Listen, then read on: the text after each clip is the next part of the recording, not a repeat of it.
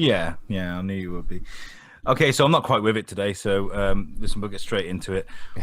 White bitches.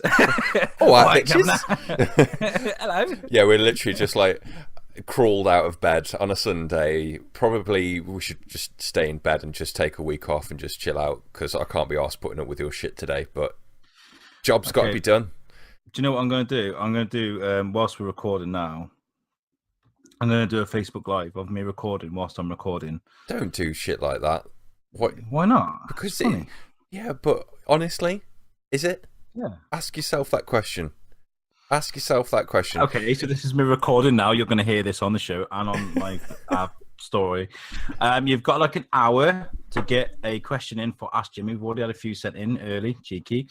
So get them sent in and we'll get read out on the air if you get them in on time. So do it, bitches. Okay. There we go. Super professional there. Yeah, why not, man? I mean, everybody does shit like this. I mean, we're just even cooler. Anyway, on with the show. Welcome to episode 29 of Thors-Kin podcast. We are awesome. You are awesome. Everyone is awesome. Everything is awesome. Don't start that. Fuck me. Talking about Lego. Do you know what, right? Me and my girlfriend, I bought a Lego Marvel superheroes for Christmas. We have been playing the shit out of this game. I'm talking like we're going 100%. Every little tiny bit. We'd had a bit of a break from it recently. And we decided to go back the other day. Well, yesterday, actually, because we had both had some time off together. And we'd play some Lego. We did the last couple of levels. We got 99 point something %, and we were just achievement hunting. We're just rounding things off, tying up loose ends. Did our 100% gold brick achievement pop? Did it fuck?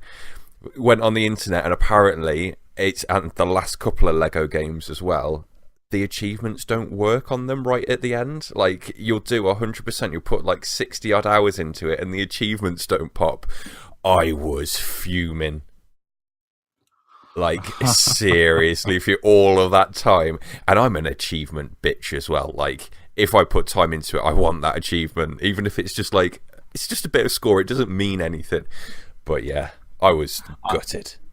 You know, people talk about how many hours they put into game. I mean, I remember talking to Matt, our buddy, a while ago, and he was talking about Destiny and how he put like 90 hours into it. I looked on my Football Manager options the other night, and I looked at how long I've been playing it, and I was thinking, bitch, please. Like, it's ridiculous. Something like over like 400 hours. It's ridiculous. Yeah. It's quite embarrassing, really. You know what it has? It has like a thing at the bottom that says need to rest or need to pull yourself away from the computer or something. I don't know whether you remember. Do you remember Oblivion?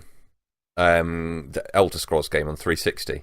Yeah. The way the save files worked with that, you'd have to completely clear your game, else the save file would, even if it was a new game, it would be like save 10. You start a new game and it would be save 11. Basically, I'd put in what must have been 500-600 hours into that game, and it was like it had capped out at like save 999. It just wouldn't do anything. The thing is, like, you can, if any game is what you make it, isn't it? We've said this before on the show.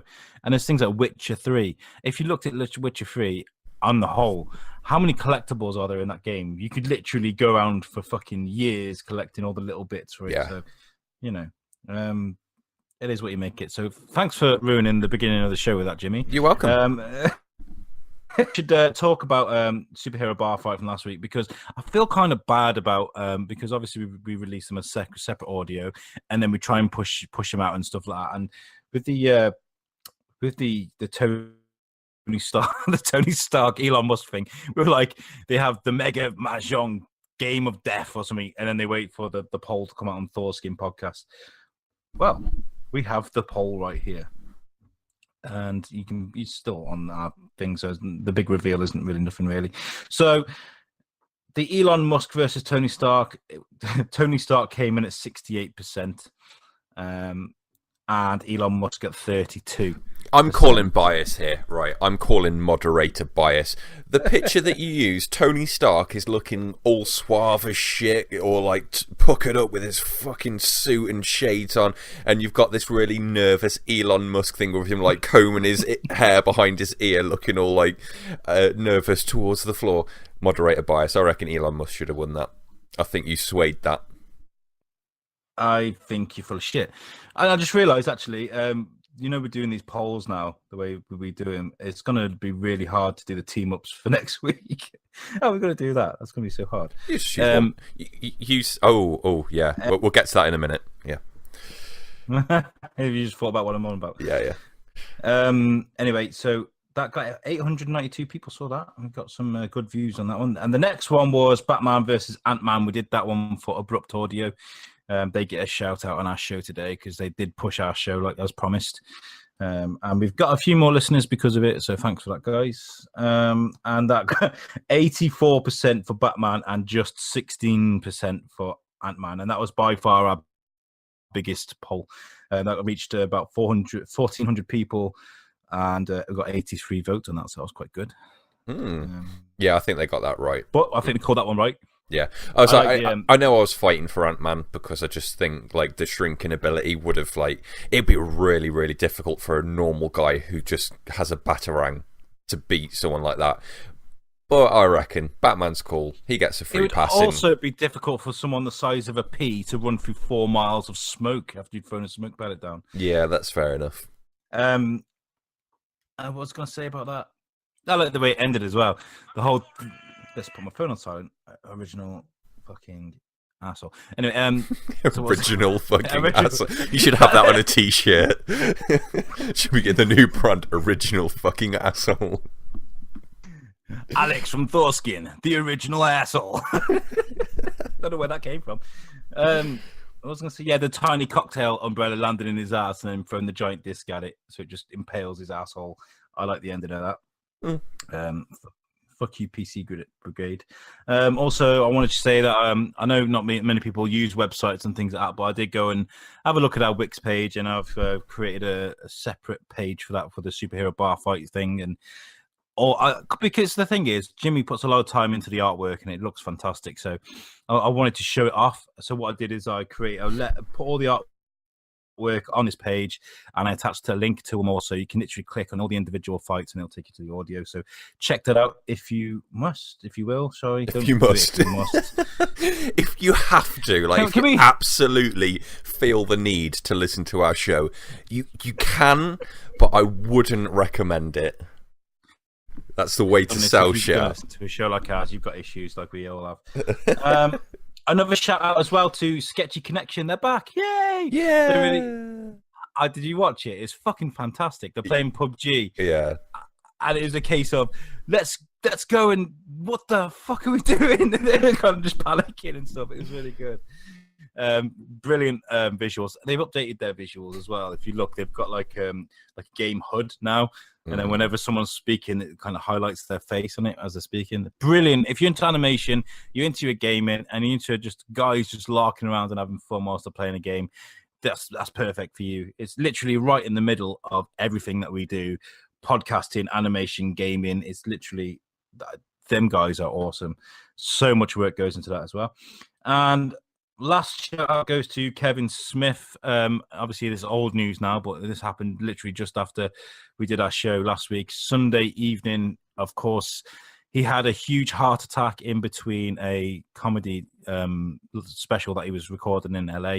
He did like an hour show, went behind stage, struggled breathing, and then got rushed to Glendale Hospital, where they found that he'd had a massive heart attack, and he had a stem put up through him, and it's a complete blockage. Yeah, which is that was close. Yeah, and there's lots of comments on Facebook about how people just instantly die from shit like that. You know, it's a complete blockage it's pretty fucking nasty. And you know what? Like, I know he's always been a big guy, but he's lost a lot of weight recently. You know, he's quite a lot more. He smokes a lot of weed and stuff, but I mean, on the whole, I think he's quite healthy. And he's only 47 too. So. Yeah, that would have been crazy. That would have to wake up to that. So yeah, get better soon. Yeah, we need more of your really random film. We need Jay and Silent Bob Strikes Back too. Yeah, the reboot. Yeah, that's coming soon. They're going to start doing it soon. Yeah, don't go until you put that one out. So yeah, from us at Thors-Kin, and of course everyone else, to the Podfather himself, like get well soon and get back to doing what you love to do very soon. Don't leave us, man. Don't leave us. So on with the show. Yeah, so should we do... I know we kind of announced it last week, I think, but just in case people didn't like stay to the end or whatever, so we've got an awesome new tournament coming this week. This week throughout the month, like we did last month, but we're doing it slightly different for Superhero Bar Fight.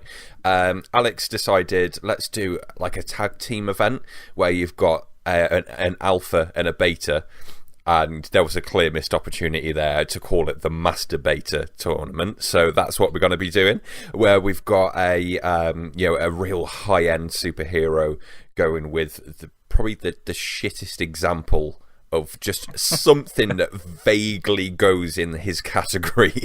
So we've got two fights coming up, two tag team fights coming up at the end of the show with Superhero Bar Fight. Do you want to announce them now? Who's going against who, or do you want to do that a little bit later? Let's do it now. Let's keep the anticipation going. You can do one, and I'll do the other one. Yeah. So what we're going to do first, obviously, like I just said, we're going to do two different fights. First up, we're going to do Batman as the world's greatest detective, teaming up with Scooby-Doo as the worst coward detective ever. And he's going to be going up against Aquaman, who is teaming up with SpongeBob. So we're going to see how that goes as the first match. I can't believe we're doing this. I can see that this is such a great idea, though, because the thing is, like, sometimes I sit down and think, like, of cool ways, and in my head I'm thinking like a Hollywood choreographed scene, and we end up, it devolves into, I always make the same joke, into like tits and ass jokes with this, because that's just, unfortunately, the tone of the show, people. But with this, we don't have to try. It's going to be tits and ass jokes with intention. So this is going to be great. I'm really looking forward to this. So do you want to do the next fight? Yeah, the next one, we've got Superman, DC's biggest pussy, against against Duffman, in honor of Ryan from Sketchy Connection. He gave us Duffman to do, and I really wanted to throw him into a fight. So Superman and Duffman versus Thor. We all know Thor. And Pikachu. a suggestion into the shoe. I think somebody wrote, if you don't choose Thor and Pikachu, I'm not listening to the show ever again, or something like that. So we've had our arm twisted. Thor and Pikachu versus Superman and Duffman. Oh, I'm so excited for this. It's going to probably... Today is probably going to be my favourite superhero bar fight ever. So yeah, that's going to be at the end. But yeah, we've got loads of random little bits to talk about. But yeah, I'm excited just to have there's a couple of big subjects, but I'm excited just to chill out and just chat shit about what we've been up to and things we've seen and whatnot. Because I know you've had a few things that you've watched in the last week. Yeah, man. I've been lucky. I've been able to have a good geek out, this week. So I got the opportunity to sit and watch The Room, which was released in 2003 and been voted the worst movie ever. What is The Room? Is it? Am I thinking of the one with the Panic Room, or is that called Panic Room? No, Jimmy, that's Panic Room. No, The Room is a film made by a guy called Tommy Wiseau in 2003. He couldn't get anywhere in acting, so he decided to self-fund his own movie with the worst sets, the worst dialogue, the worst script, and the worst actors ever on a set of a movie. And it's been voted one of the worst films of all time, and it is terrible. It's from 2003, and it looks like something from 1992 with a bad budget, and but it's that bad. It's actually brilliant. It's hilarious. You find yourself thinking, why is this fucking happening? Why is she just said that? What's with that fucking set? Why is he's meant to be 15 and he looks 32? Like, it's really weird. Like, but it's got cult status because of how it makes people feel, Yeah. It's one of the most, they explain at the beginning of, Dave and James Franco did, James Franco, isn't it fantastic? He did the Disaster Artist this year. Right, yeah. Do you see it? Where No, James Franco's he's got the long wig on, the long dark haired wig, and he plays Tommy Wiseau. And then Dave Franco plays Greg, who's his partner, and they make the film together. And yeah, it's fucking phenomenal. So you get the room, you watch it, you're disgusted, appalled, but absolutely entertained by the end of it. And then I went straight on to watch The Disaster Artist, which is basically James Franco's The Making of story. They basically show how it was made and stuff like that. And by the end of it, I was so emotionally drained. I've been laughing, I've been shocked, I felt sad, I felt happy, I felt everything. It's amazing. If you into your movies, like truly into your movies, you'll love this. I recommend doing that all in one go to anyone. I tried it with my wife yesterday, and she was appalled. She was appalled. We had to turn the room halfway through, and then the Disaster Artist, she was kind of like, I don't understand what's happening. I was just like, oh god, it's brilliant. So sounds like a successful day. It's brilliant though. The Disaster Artist has got so many like cameos in. You know, it's Seth Rogen and James Franco, all those people. You get like people talking about The Room at the beginning, like Kev Smith and the guy that plays the older brother in Step being everything. I've forgotten his name. Loads of celebrities talking about The Room and what it meant to them. It's really good. I really do recommend it to anyone. Cool. So do that. What about you? Apart from Lego, yeah, both of those. I won't elaborate to what portions of my time they both took up. Lego was less. I went to the cinema and watched. Oh Christ, what was it called? Game Night. Any good? Yeah, really, really good. Apparently, when I said this to you before, you heard some bad reviews. I've not really paid too much attention to the reviews on this. Reviews. Yeah, like I don't really pay too much attention to reviews anymore in general, unless they are sort of like amazing or really, really shit.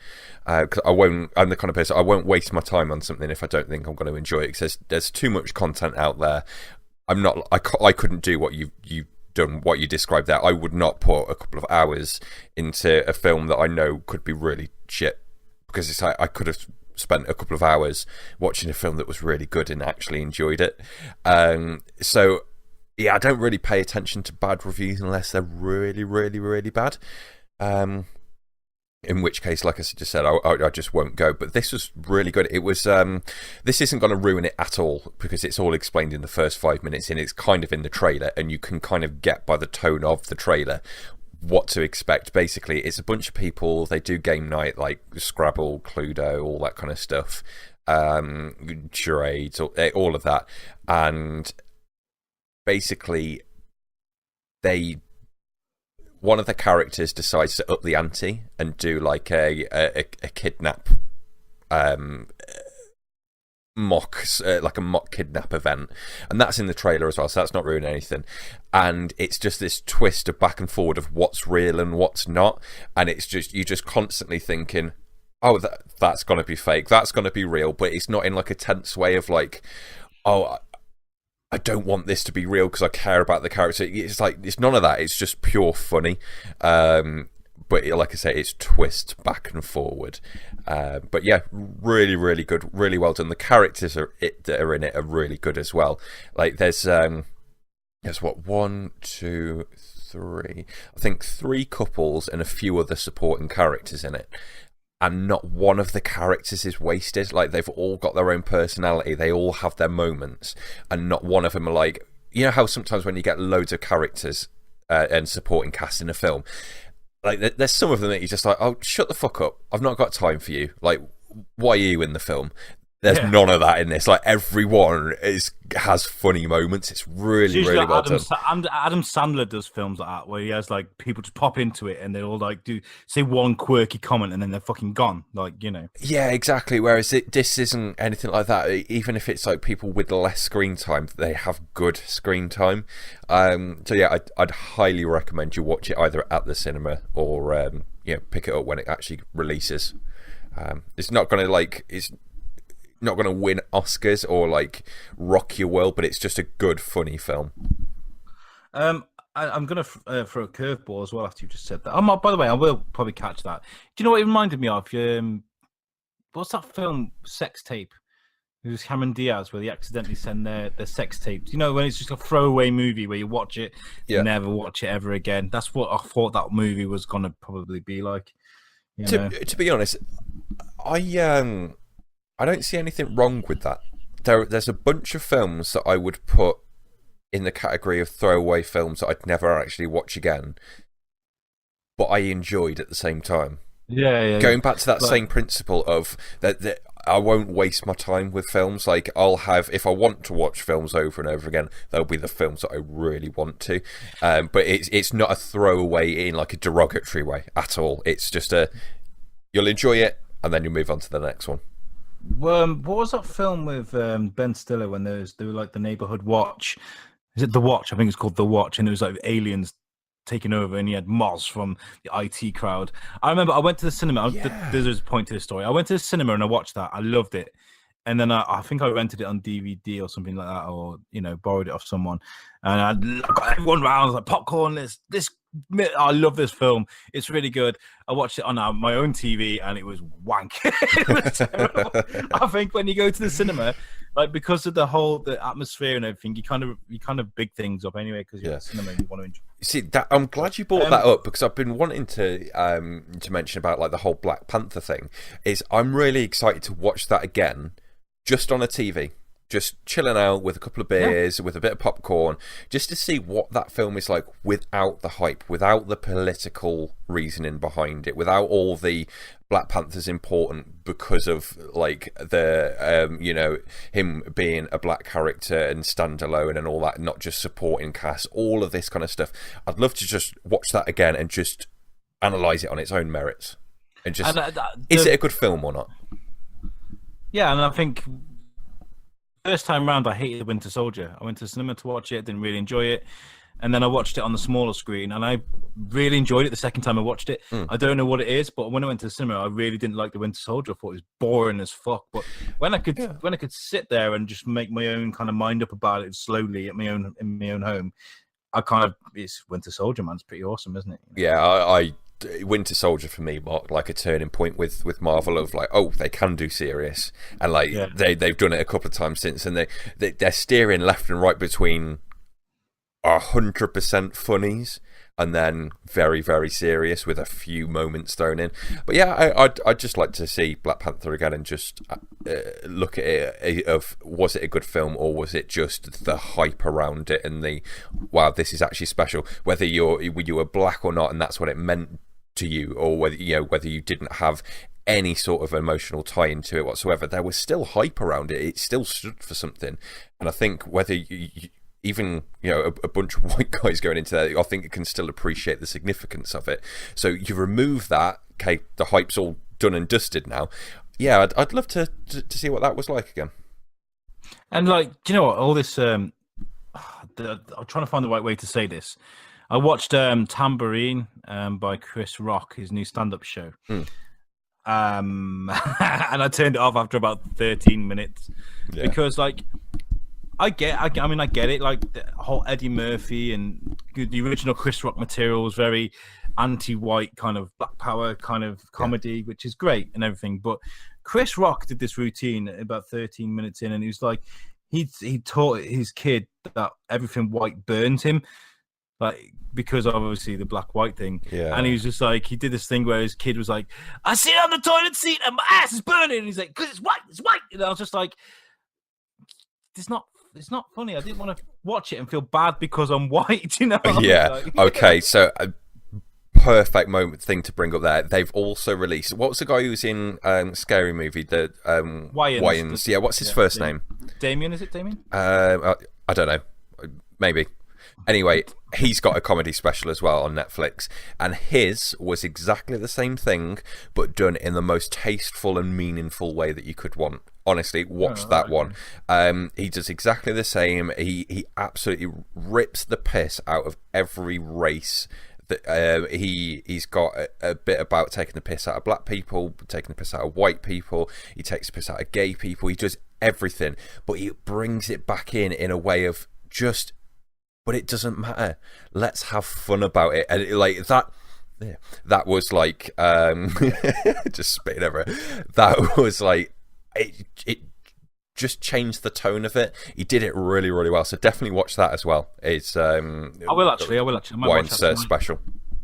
And the thing is, right, I was watching the beginning of Tambourine, and it said directed by Bo Burnham. I don't know if you've ever seen his comedy before. No.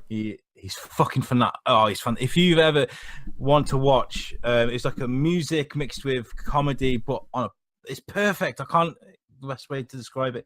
I'm gonna put a song by Bo Burnham on our Facebook page after I've done. And it said he directed this Chris Rock special. I was thinking, if Bo's done it, man, it's great. He hasn't done anything for years. And I watched it. I was like, what the fuck is this shit? Like, I'd rather watch Bo Burnham. And he needs to grow out fucking goatee back as well. His face looks weird without the goatee. But, anyway, I was going to throw a curveball because this isn't on the list of things I sent. I've literally just found this, remembered this.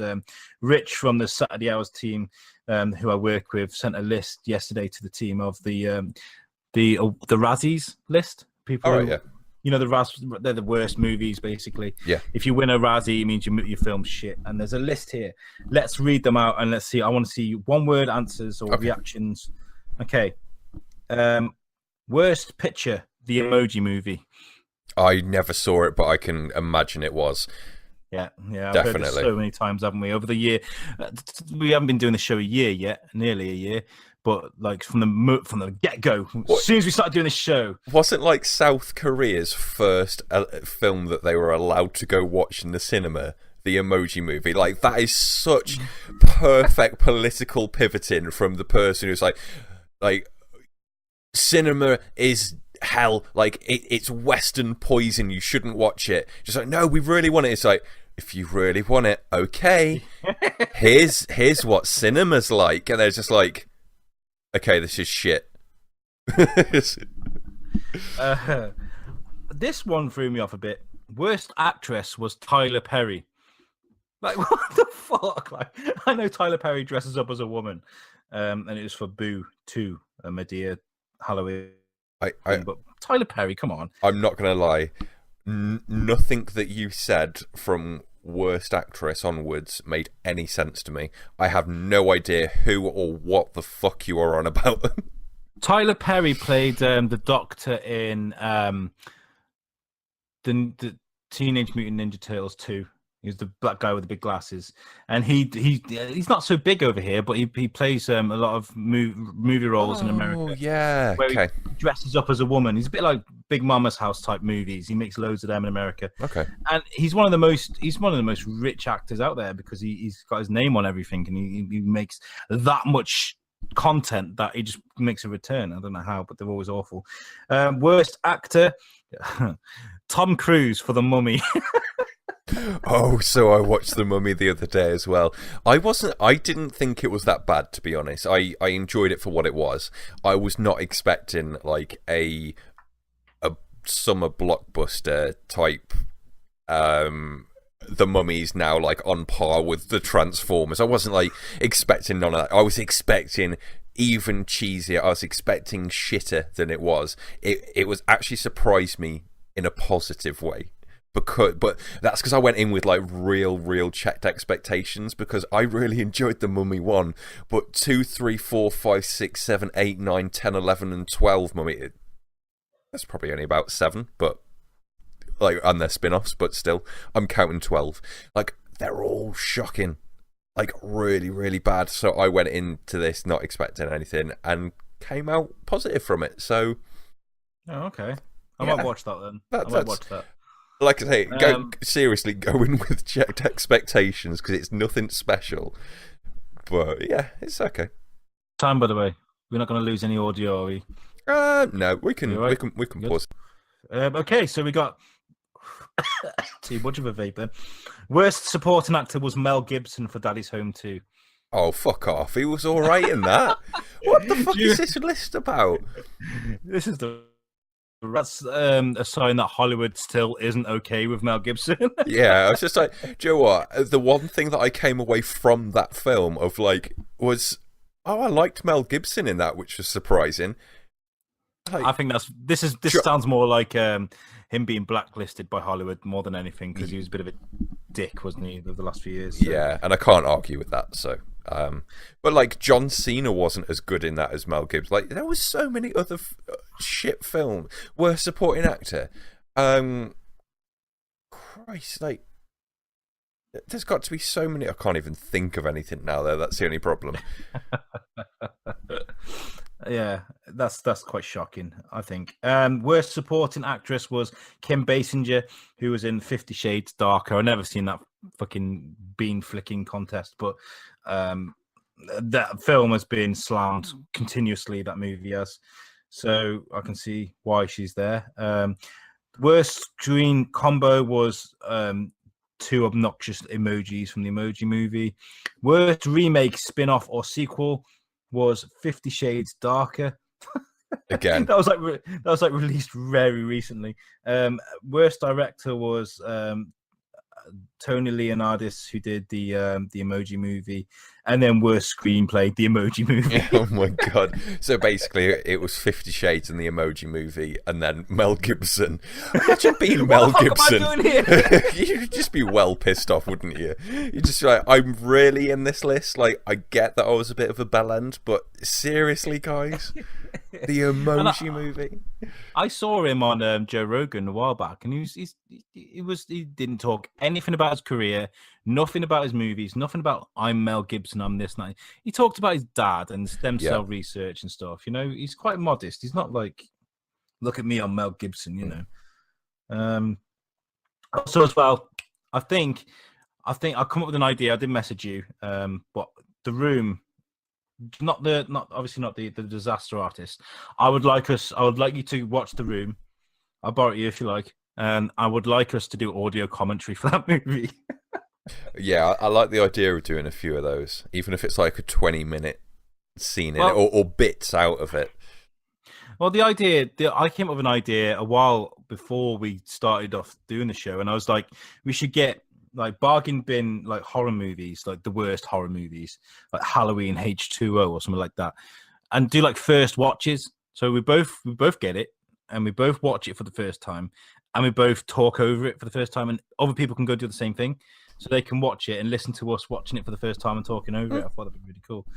Like the worst though, not like proper. I've got a couple that are the worst that spring straight to mind. Yeah. So yeah. We could do that.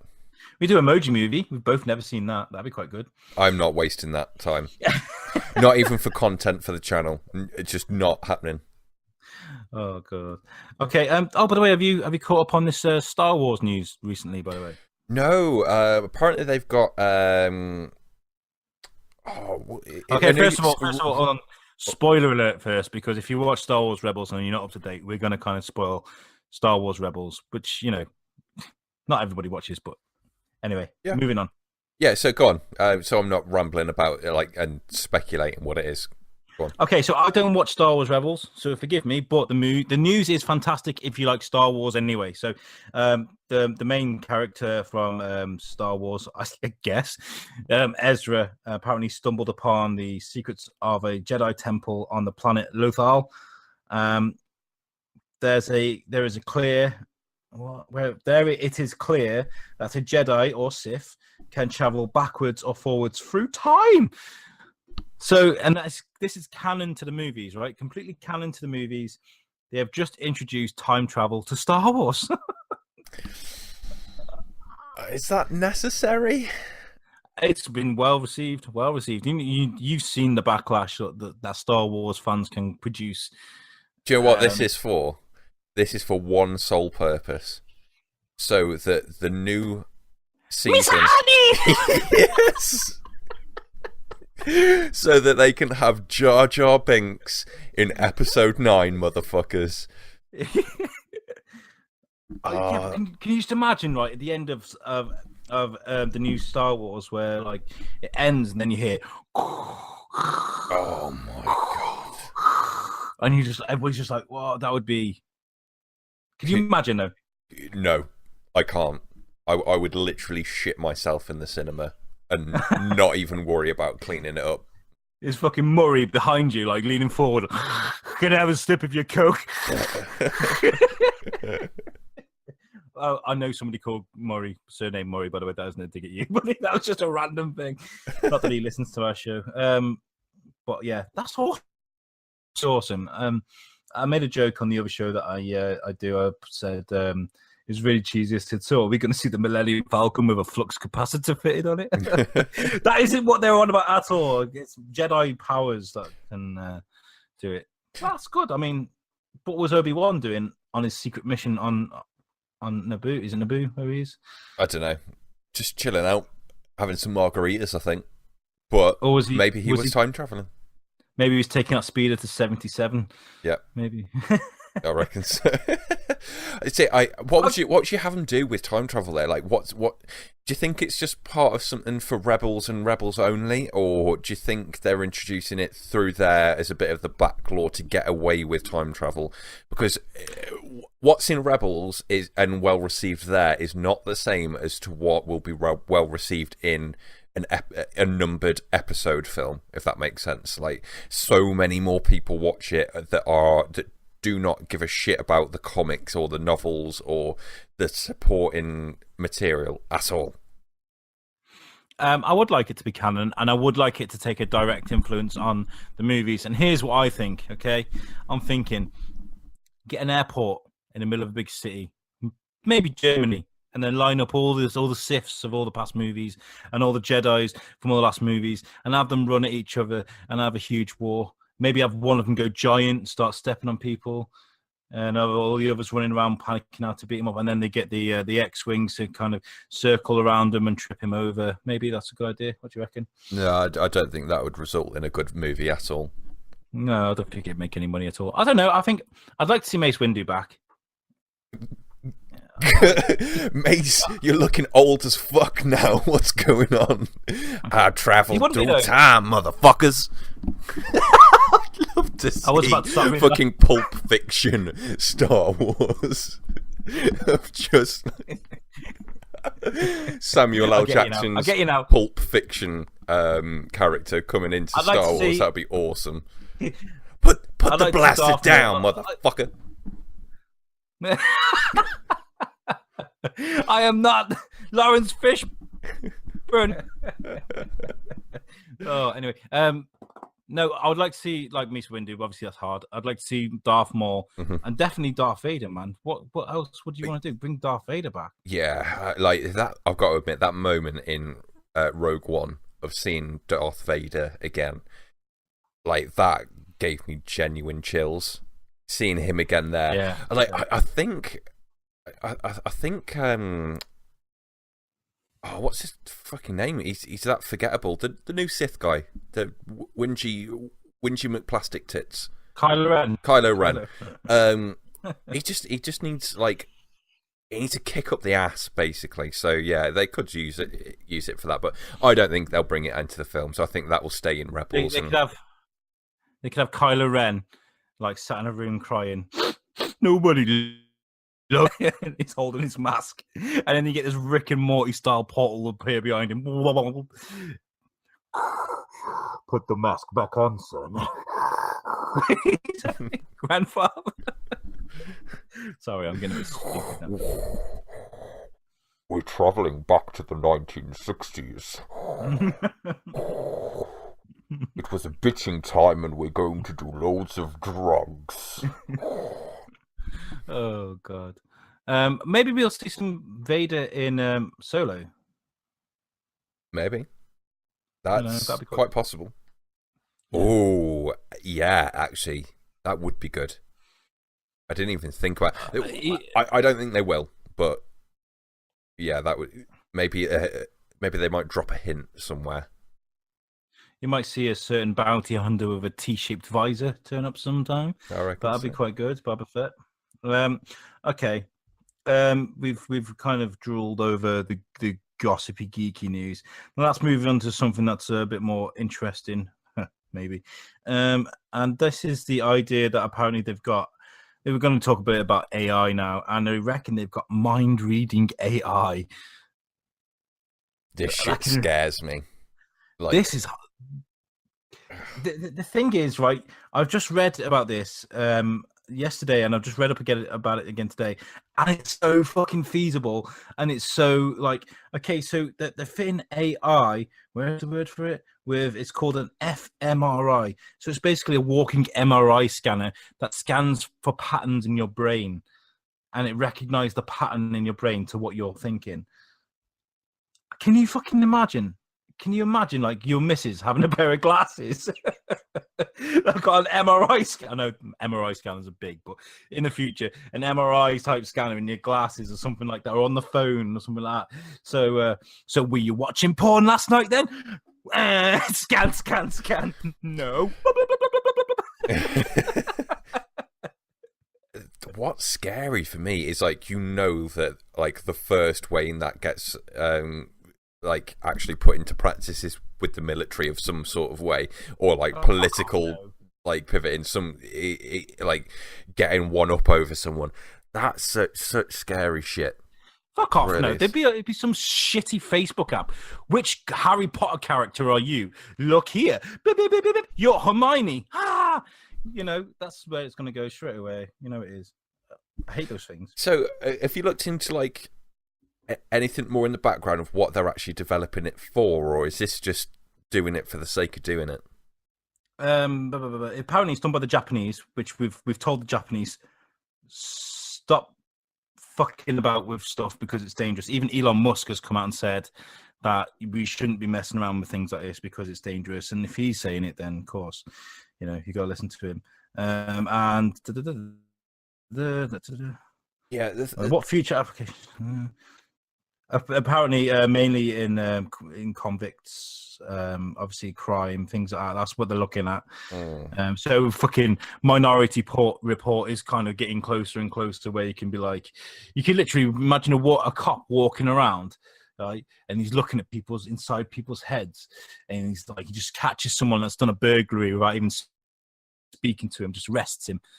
The thing is, you know what I mean? you can think about stuff and never act on it.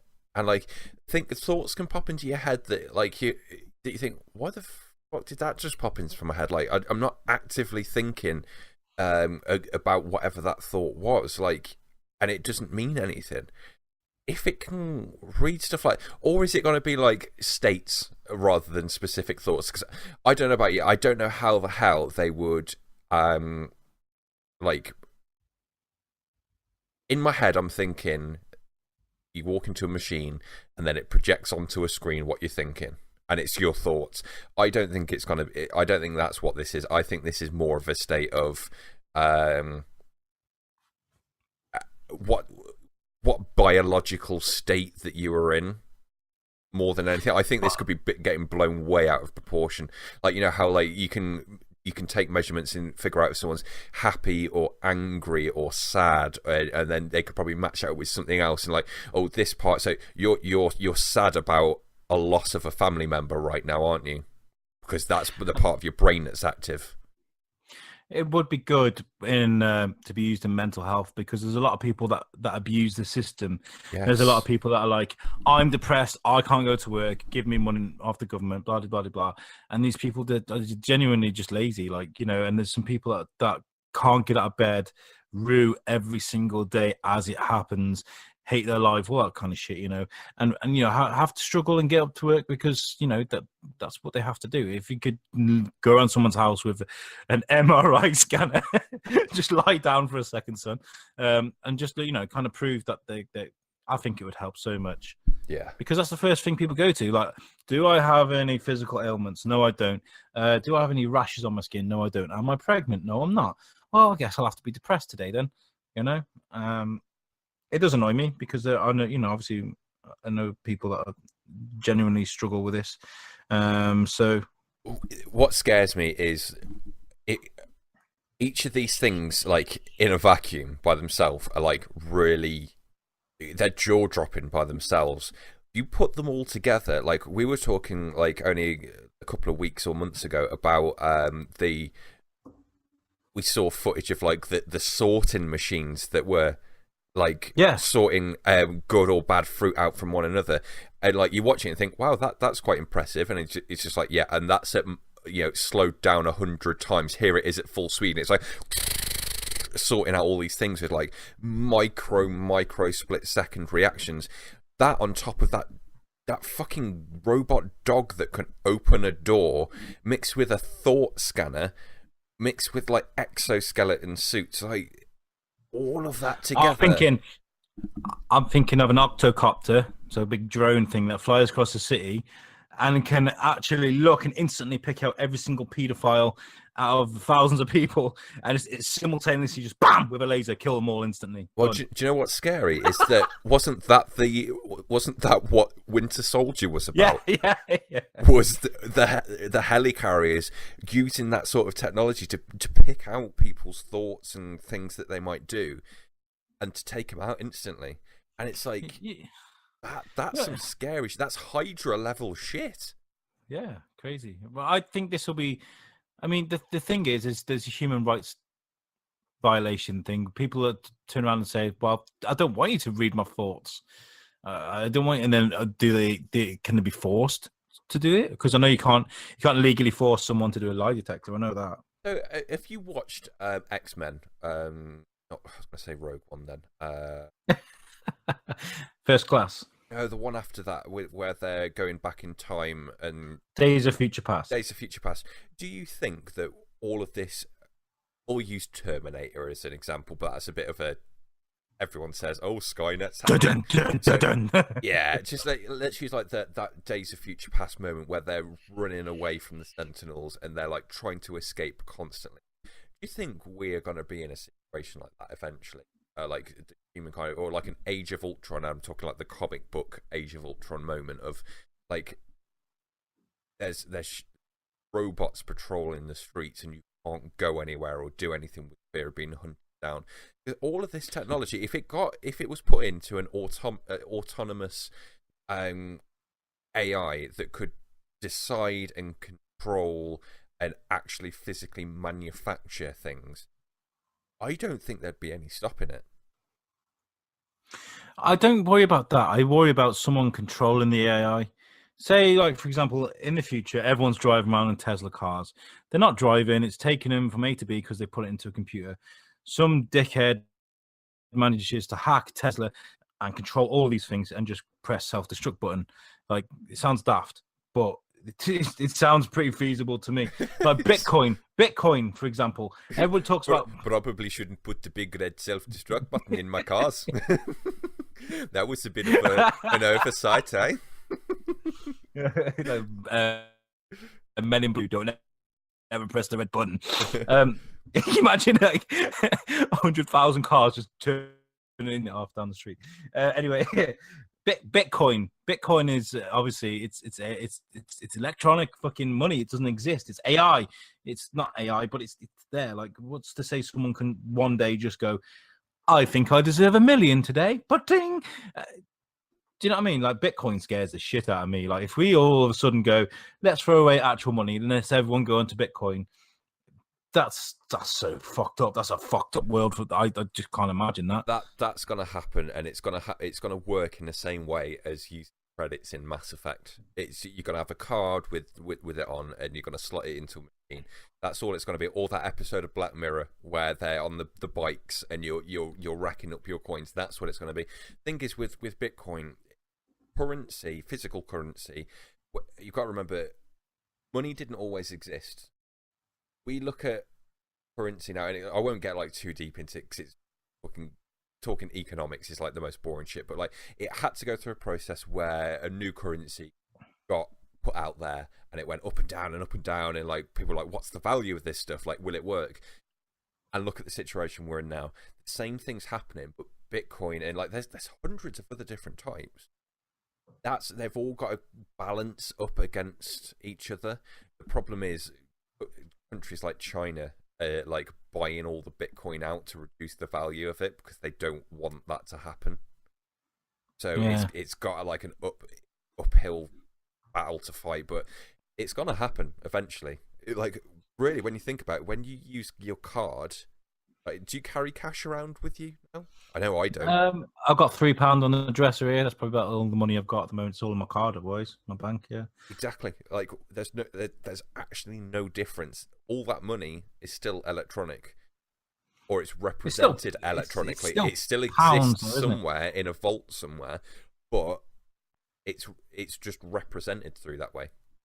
It's no different. I think we should next week. We should for episode 30. We should swat up on Bitcoin, and we should do a Bitcoin special because it's getting. Not only is it getting lots of views on whatever has got Bitcoin attached to it, is getting fucking thousands of views. We won't get thousands. We'll probably get 12. But do you know why though? People click on all that Bitcoin stuff because they think they're going to make the millions. Like, that ship has sailed. Like, you needed to invest 10 years ago. Like, if you invested now, you're putting like 5 to 10 grand down on one Bitcoin to get a potential like 5,000% loss. Like, it just, people think you can make loads of money on it. You can, but you can't. If that makes sense. Okay, so we should move on from that because I'm running out of things to talk about with that. Let's talk a little bit about Elon Musk's this super internet that he's about to launch soon. He reckons that, I don't know when the launch date is. He's going to launch a satellite. Originally, it was decided that you'd need 12,000 satellites surrounding the Earth. I think there's about 1,400 up there at the moment. But imagine 12,000 satellites around the Earth just to give everyone free internet. We talked a little bit about this last week when we were having our Muskgasm last week. Muskgasm, I'll never say that again. That's the worst word ever. SpaceX are going to release. SpaceX is going to release a satellite to give everyone free internet. Apparently, I don't know how this is going to be rolled out. If it was just like one day you're going to get up and you could be like free internet. Da, da, da. Honestly, this is going to have a huge knock-on effect on the economy because, like, nobody's going to be going to Vodafone or EE or wherever you get your fucking internet from. Nobody's going to be paying their bills because they'll be like, we'll go on Musknet, you know, or whatever it's called. Starlink, isn't it? Yeah, Starlink. That's such a cool name. Everything sounds so future. You've got Tesla. You've got Solar City, Starlink, SpaceX. It's just like, that's the world that I want to live in. Like, I know I've already referenced it only 2 minutes ago, but like, I'm living in Mass Effect nearly now. Like, I just all I need is a shuttle up to the Citadel and to like just go hang out with a bunch of Turians and all the different species there. Oh, gonna happen. Elon, speed that shit up. Well, it was revealed last week that it's going to be IP-less. Yeah, that's scary though. Because IPs can be a lot bad, but also a lot of good when it comes to criminal activity. Yeah, of course. I mean, you don't have an IP address, you can't track where you're hacking into shit from. I don't know enough about it though to kind of like give any valued input on what the actual implications of that would be. But I'm in the same boat. I've got the readout here, but I don't want to bore you guys from reading from an article. But apparently it's peer-to-peer. Elon Musk's tweet was, it will be simpler than an IPv6, which is what an IP address is.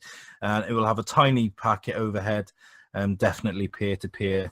So I don't know what the fuck that means in computer language. But basically, yeah, if it's going to be peer-to-peer or IP-less, that's irresponsible a little bit. So both Elon Musk sort your shit out and also, you know, yeah, I'm just having a look at that because, like I said, I don't. It's going to be a real simple term. Oh,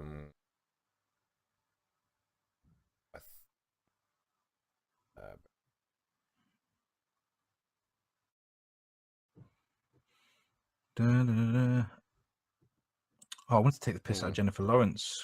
Yeah, so peer-to-peer being basically where two computers actually are hooked up on a same network to share the resources without having to go through a separate server computer. So basically, you know how the quickest example of that is, you know how Halo has dedicated servers and how that's more reliable, and you know how annoying it is when Call of Duty goes host migration. That's because someone is hosting that, and when they drop out, everyone drops out.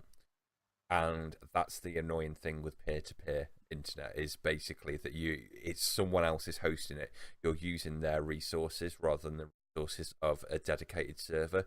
So it's certainly not the best solution in terms of speed and reliability, but it's the quickest sort of networking way of getting it done. It's like how up till the last couple of years, how all of like online gaming has worked has been generally peer-to-peer servers.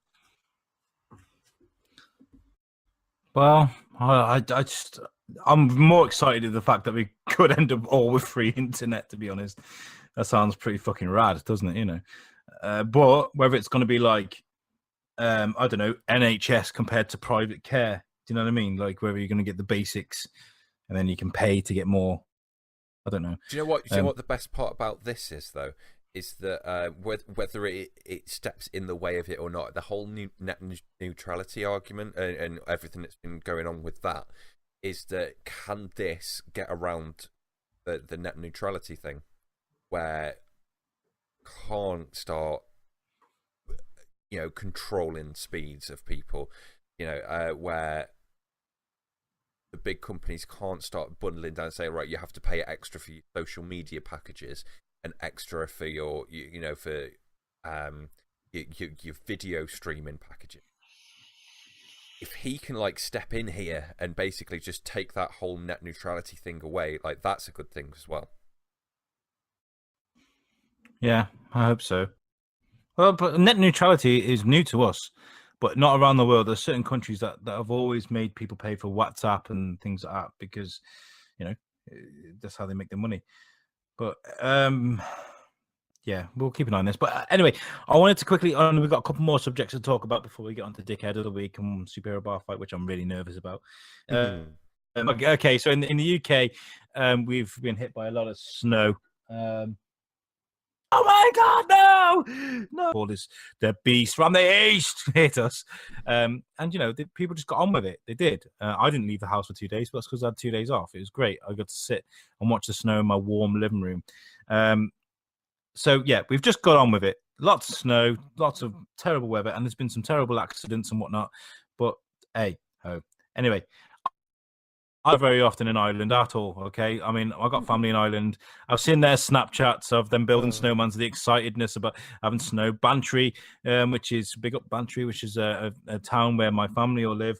They don't get snow very often, so there's lots of drone pics covered in snow, people excited. And in Dublin, they panicked a little too much. Okay, so some clowns decided, I don't know if you've media. Some clowns decided to steal a digger, and they decided to rip the roof off a Lidl in Dublin to try and break in. I mean, this sounds just like a standalone crime. They probably planned it for weeks. Less, but people started looting stores around them, thinking it's snowing. We need to get the bread and the milk. It's just fucking such a joke. So yeah. That was just chaos. Like, thing is, to loot somewhere, do you know what you need? You need a brick and you throw it at the fucking window. And then you get the bits around the edges with a crowbar and then you step in. This was just like fucking people. It was like Elon Musk had put out the free internet and put a signal through the phones that made everyone go into that church scene. That's what it was like. It was like that had already happened. And it was like the fucking church scene out of Kingsman. People were just like, when I saw the video of them just like all coming in, it was like a local militia. It was like they sent in the fucking IRA. It was just like, take out that Lidl. Fuck it up. Lidl will do nothing. Lidl will do frangipans, Martha! Give me some frangipans! We're dying! It's the beast from the east! I stole that off of a Vine I saw. Yeah, look, I'm looking at the pictures now. It's literally people everywhere. Okay, right. So what generally happens, Ireland? Let me explain to you about snow in the UK or Britain. It snows, it stays for about 3 or 4 days, and then it fucks off. Like, that's it. You get on with it. It's not days of tomorrow, days after tomorrow. It's a bit of snow. You're not gonna die. So, commiserations to people that are now getting shit for being Irish and living in the snow, because it is kicking off on social media about that, and rightly so. But not all of you are like that. You've all just got on with it like the rest of us. But fuck me, yeah, rip a roof off a little. Yeah, is that your dickhead of the week then? Basically, is that what you're going for? I know you wanted to talk a bit about FIFA. Yeah, I literally just saw this before the show. So I don't follow football, so this means whole story means nothing to me personally. I don't know who this is or anything like that. But apparently, was it yesterday or last night? Footballer called David Astori, Dudley died. And basically, on FIFA, there's a game mode called Ultimate Team, where you basically you open up packs of cards, you unlock players, and you can unlock like different tiers of players and all that kind of stuff, and you can sell them on if you want to. And after his death, people are basically trying to flog all of their Astori FIFA Ultimate Team cards for the maximum price that they can. And it's just like, that's crazy fucked up. Like that, everyone knows, like, if they've heard any of my rants about microtransactions and loot crates and all that kind of stuff, I don't give a shit about the whole anti-microtransaction thing. Like, I think that they've got brilliant uses for reasons that people just don't seem to get in their fucking thick skulls about getting profit afterwards, after a game releases. There's genuine reasons for that. Yeah, we can go into that again at a separate time. But this highlights a reason that even for someone like me, represents everything that can be wrong in microtransaction and selling things on. It's like, it's just a bad taste about it. Like that's the thing. It's like someone has actually died, and you're selling this shit like it's like a signed album, like it's a fucking signed Led Zeppelin album, and they're all dead. Like, it doesn't surprise me, because the kind of, not all of them, but the minority, I'd say, the minority, but the documented clientele of FIFA are thick as pig shit. Like, they're literally. We've literally, between that comment and my comment, we have no listeners anymore. No, I love FIFA. I've loved FIFA since I was a kid. But like, after playing it for a while and watching how things develop on the markets with your Ultimate Champion, how it works, these people, they don't give a shit about what's happening. They're really insensitive people that care more about playing FIFA. It's like, they don't care about stuff like that. So it doesn't surprise me. It's something we can move on from. I sound like I'm defending them. Ultimately, fuck FIFA, fuck EA, fuck them all. That's what I do have another dickhead of the week, an actual dickhead. I'm not going to call those guys even Dublin dickheads of the week. They don't deserve that mantle. They're just idiots. Do you remember Honey Boo Boo? That program, that horrible fat kid in America that had the TV program. I think South Park had taken the piss out of her. She had a massive show years ago. Anyway, she had a big show. Kid, she'd always be like, Honey Boo Boo, Honey Boo Boo. Let's have a look. So, Honey Boo Boo, I'm gonna look them up. Honey Boo Boo. Yeah, you'll recognize her straight away. Well, while Jimmy's looking at that, basically, her mom from the series was heavily overweight. She kind of looks like a bulldog licking piss off a stinging nettle, in all honesty. I'm not the best looking guy in the world, but fuck me. I'd rather cuddle up with one of Jabba the Hutt's shits than cuddle up with her. Anyway, she's lost loads of weight. I mean, fair play to her. She's lost loads of weight, and but apparently, like, look, she spent so much money on plastic surgery, getting herself to look right, and she had her teeth done, and all stuff, all from her daughter's success. Which anybody that pushes their kids in the limelight like that, I think, is kind of wrong. Anyway, it's on signals all kinds of safeguarding issues for me. But like, I don't agree. Anyway, Boo Boo, Honey Boo Boo, is heavily overweight whilst her mom's lost all this fucking weight. There's a picture of her stood there looking at a new figure, smiling at the cameras, oh, look at me, whilst her fucking 13-year-old daughter is standing there at about 20 stone. It doesn't make sense to me. Like, what the fuck is wrong with these people? Like, they're so fucking self-absorbed that they don't give a shit. Do you remember? Yeah, I have no idea who this person is. I've just had a look on Google.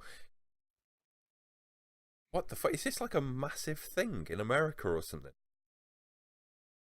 Reality TV shows, like it's a bit like Kardashians and stuff like that. Yeah. It wasn't so big over here, but in America it was huge, and it got picked up by fucking South Park and all this stuff.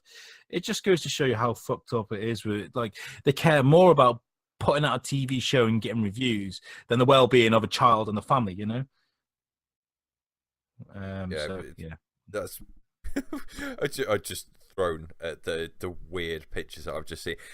I just saw one with her.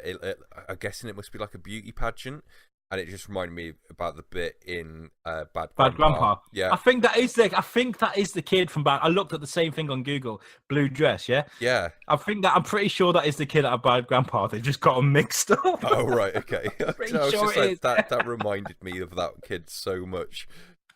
I remember the first time I saw that, and he came on and made it rain with all the notes. I was like, "Oh my god, how did he not get the shit beaten out of him?" I love that film. Literally, as soon as I saw that, I think we did it with you as well. Just like, and I nearly died. We were just going around trying to get everyone to watch it. Oh, we watched it. We went around. Was it around Gemma's? Anyway, we went around and we watched it. There's me and my missus, Jimmy and his missus, and our friends Sarah and Barry as well. We sat and watched it, and we were having a curry or whatever you cook for carbonara, I think it was. And I was trying to watch this film without dying. I was laughing so hard, I was struggling, trying to breathe as I was watching this film.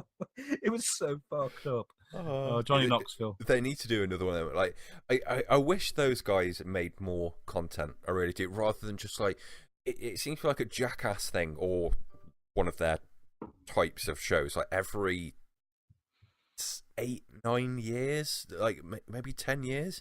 It's destroyed a lot of them, though. I mean, Steve-O and Knoxville. I think Knoxville's pretty fucked up by drugs now. Obviously, he's still releasing shit, but there's actually, I just saw a clip about. I think they've just done a documentary with Bam, who obviously has been in the press a lot recently because he looks rough as fuck, struggling with drugs, staying on people's couches, put loads of weight on, and I think he just sat there with April and what's his dad's name? April and anyway, his parents. Yeah. Fuck, forget his name. Mr. Majera. And basically explaining where it all went wrong, you know, and it looks really cool. I'd love to see a documentary about where the Jackass guys are now. That'd be a good film, actually, you know. Yeah, that's our dickhead of the week. I was going to go into Putin, but we'll save that for next week.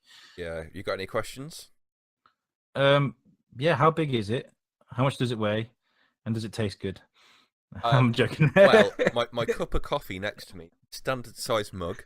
It weighs about 16 ounces, and it does taste good because I make a good cup of coffee. That's what you were on about, right? Yeah, we've got a few questions in from Graham again. Just say that with a bit more enthusiasm. I love Gray. Gray. From Graham again. I love our Gray. You know, I do. But I want more customers. Fuck's sake! I want more listeners to come in with stuff. Gray has actually been awesome gold. A few more questions for Jimmy Boy. He's actually sent me loads just today. Let's go. Here we go. Let's go. If you drop soap on the floor, is the floor clean or the soap dirty? The floor gets clean. That is my answer. That's an easy one. That ain't like no blind shit question like from last week. That's an easy one. You clean the floor with soap. Okay. Throw him at me. If you hit yourself and it hurts, are you weak or are you strong?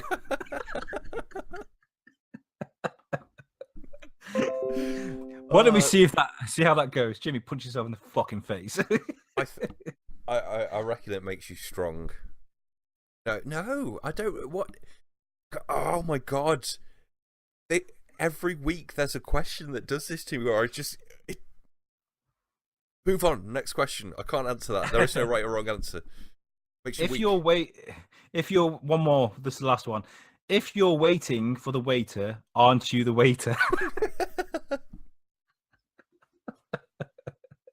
These are brilliant. I don't know where he gets these from, but they're fucking fantastic. Come on, answer it. Are you the waiter? I think they're spelt differently, aren't they? Or are they? No, they're not. Okay, this one's quite funny. I want you to put yourself in the position of the character here. Okay, so do caterpillars know they'll become butterflies, or are they like, what the fuck am I doing while they're in a cocoon? I reckon it. So they're like, what's happening to me? Or they're like, this is time. You know? You don't see groups of caterpillars who are like, oh, when are you coming into puberty, man? When are you going to become a butterfly? They're all like, you just always see a caterpillar wandering around like. I think they must wake up with the worst hangover ever. Just like, dude, 3 days ago, I was literally goo. What the fuck are these? What are these things on my back? Oh my god! Oh my god! I'm so pretty.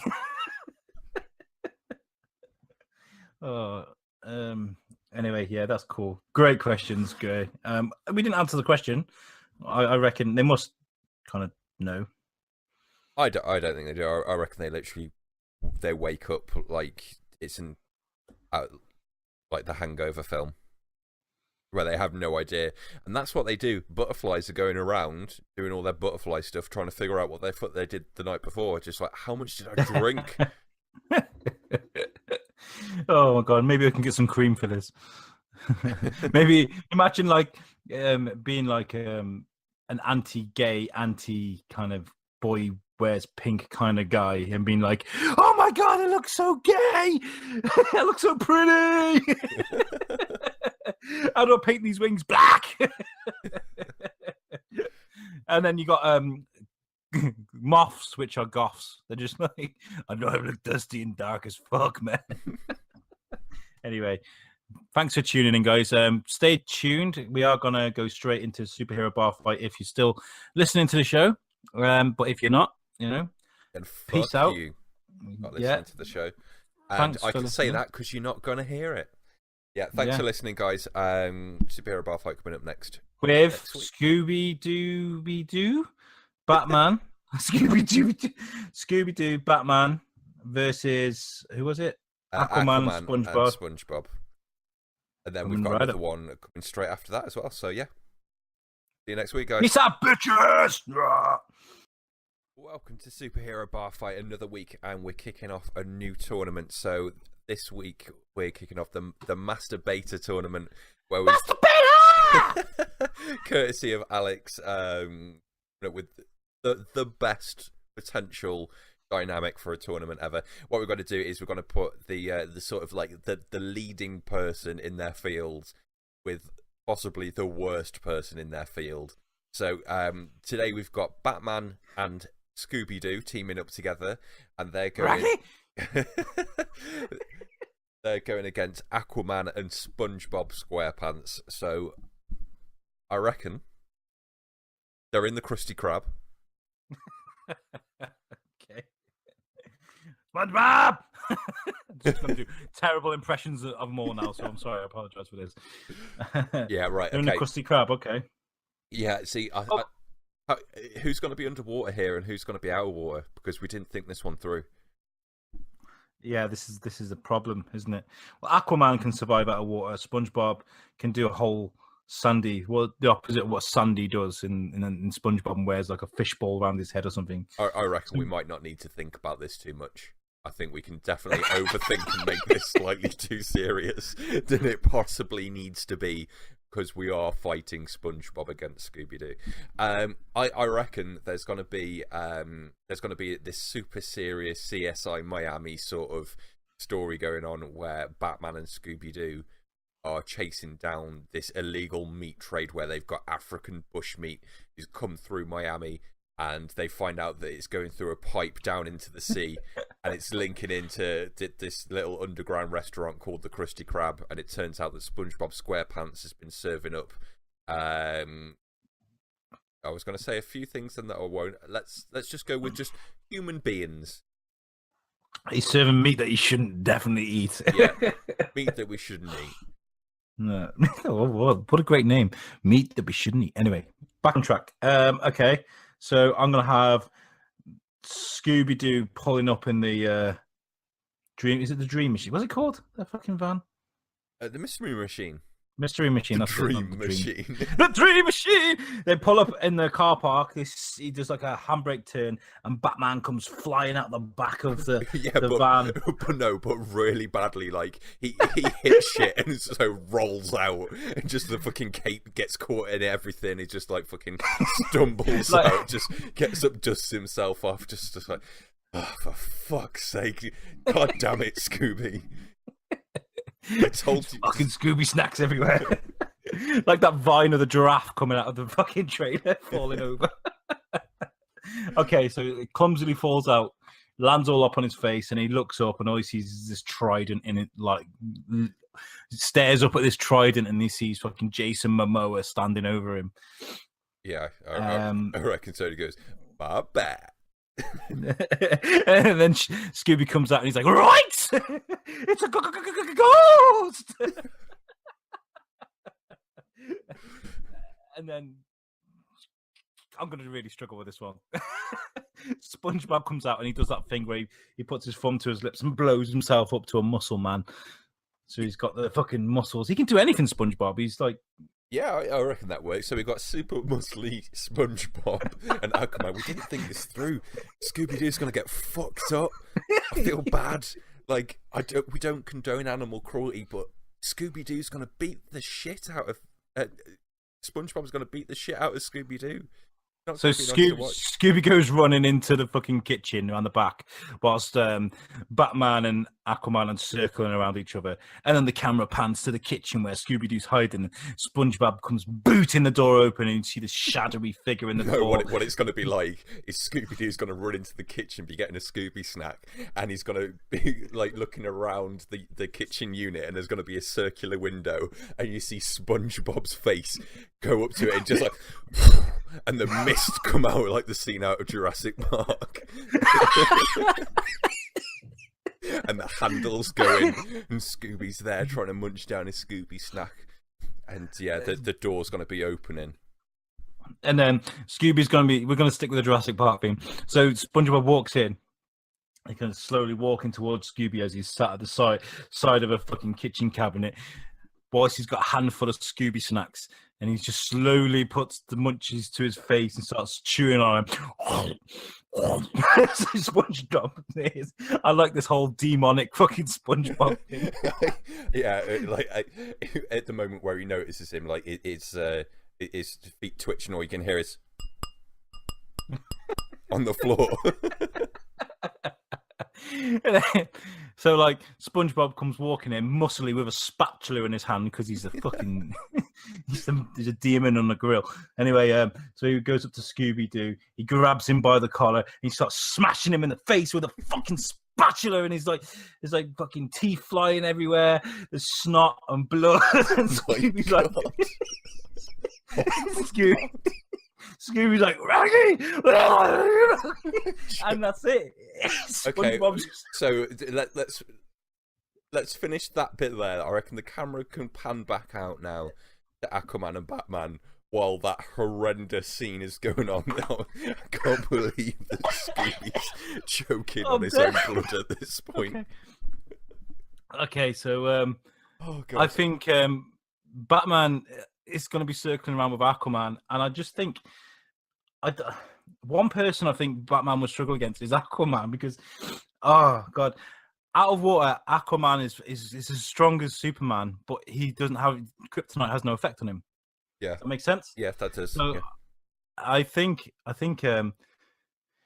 because Batman's all Scooby-fied, he's clumsy as fuck, he's tripping on his... Yeah, didn't Batman and Scooby have a cartoon at one point as well?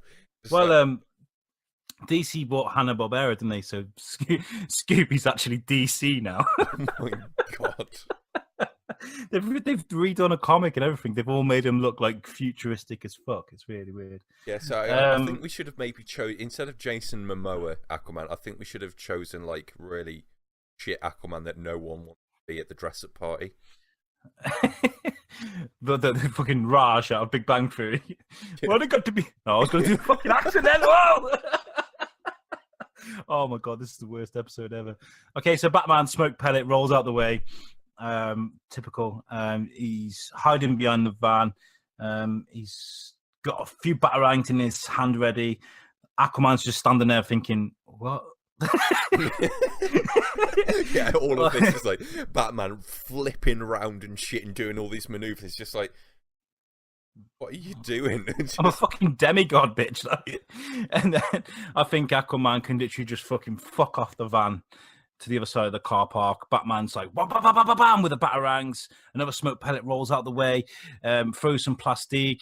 It literally lands on Aquaman's chest and blows up, and Aquaman's still standing there because he's a fucking demigod. Just like, is that all you got? I think that like Aquaman's just slowly walking towards him, like throwing the van out of the way at this point, and Batman's having to like backtrack because nothing's working towards the kitchen at this point. So it's he's pushing him further and further back, and I think he walks into the kitchen for cover, yeah. And then he sees SpongeBob standing there, right? Scooby-Doo's just like a pile of goo. He's gone. He's dead, right? And and then you got SpongeBob at the grill, flipping his burgers. I'm ready. Just casually just cooking burgers. Like Scooby's gone. Scooby. He's beating his face to a pulp with a fucking spatula that he's now using to cook Scooby burgers. It's a bits of Scooby still. Oh my god, he's actually cooking Scooby. Oh my god, there's fucking whiskers coming out of the burgers that he's putting together. Scooby snacks. And Batman's like, what the fuck? And then just whoosh, trident straight through the air at 5,000 miles an hour, and Batman's just pronged to the wall. And Aquaman and SpongeBob just sit down and chow down on some Scooby snacks. Scooby snacks, bro. And he's just SpongeBob's just like hi, and then Aquaman's just like, SpongeBob, my man. I love it. And then SpongeBob's like, I need to go back now. I'm drying out. Anyway, yeah, brilliant. Fucking love that. Got tears rolling down my face, man. So Aquaman and SpongeBob absolutely destroy the shit out of the completely useless detective skills of Batman and Scooby. I think Scooby might have been the weak link in that. I think maybe he needed a bit of help from someone a bit better than the worst coward ever. But yeah, Aquaman and SpongeBob moving forward to next week. See who he takes on. So we've got another episode coming up next. There, guys. Scooby snacks. Oh, brilliant! So, welcome back to another episode of Superhero Bar Fight. Coming in a little bit hot from the last episode, so we try and make sure it's segmented and professional coming into it as much as we can. But no, just coming straight in with the laughter. Carrying on with the Masturbator Trophy for this month, we've got Superman and Duffman going up against Thor and Pikachu as the best in their field mixed with the worst in their field. So well, I think we can just say we chose Duffman because he's got man in his name. He's not a Krypton, he's not a superhero, he's just Duffman with Superman. Yeah. No, I reckon they go. I reckon they could be the shittest sidekick ever. We were just before the show, literally the reason why we came in hot laughing was we just realised that we've put Thor and Pikachu against Superman, who has a weakness to electricity, so it's basically Duffman versus Thor. It's just like, we kind of know where this one might go. Just saying. Putting out there, we might have a winner already. Okay, so they're in Moe's Tavern. Yes. Oh my god, this worked out perfect. They're in Moe's Tavern. I so love these. I wish we literally managed to get someone to animate these like before we did all this, because I'd love to see this actually take place in Moe's Tavern, like physically, not just in my own head. Yeah, and you've got Barney and Homer at the bar with Moe cleaning. And then Duff Man walks in, Duff Man, and they all get really excited because it's Duff Man. And then Superman comes running in, Duff Man, we're being attacked. And then Mo's like, hey, get out my bar. I don't know. It's a terrible Mo. Get out my bar. It's better than my Barney impression. What you could do is burp. Anyway, so they get out very quickly. So like, fuck off, Homer. You're not the star of this show this time. Out you go. And they're just stood against the wall. All you see is the Homer. Door just... As all this shit's kicking off, you just see the gif of Homer like retreating into the hedge. Yeah. And then the door boots open, and then you've just got Thor standing there, casually tossing a Pokeball in his hand, smiling.